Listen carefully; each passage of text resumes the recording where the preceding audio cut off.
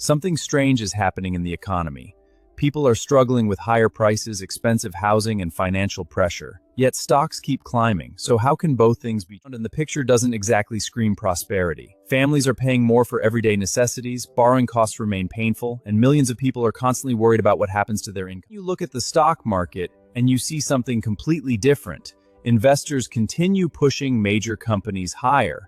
And that creates the real first thing most people get wrong. The stock market is not the economy. The stock market is like owner stakes in companies, and those companies can perform well even when millions of households are on. Another important detail, today's major indexes are heavily influenced by some of the world's largest companies. When those companies, they can pull the overall market higher, even if smaller business and households are. There's another reason.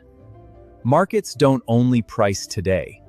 Investors are constantly betting on tomorrow. It's a perfect example. Investors aren't only buying what these companies earn today, they're buying the possibility that artificial intelligence could transform entire industries and generate enormous profits. And something else happening quietly in the background. Money constantly flows into markets through investment funds, pensions, and ordinary investors. Some of that money gets invested regardless of how people feel about the yes, the average person can feel poorer while the stock market rises.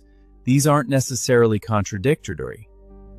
Where the story gets interesting. Rising markets aren't automatically a problem. The danger appears when investors become too optimistic about the future and prices start depending on expectations that may be impossible. It gives us a warning. Markets have gone through periods of extraordinary optimism before. Sometimes those expectations were justified. Other times, investors discovered that the future will as they had. A better question isn't simply, why are stocks going up?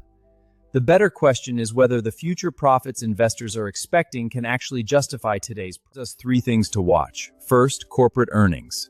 Second, the strength of the real economy. And third, the gap between what investors expect and what companies actually do. Stocks keep rising when the economy looks broken, because the stock market is looking at something different.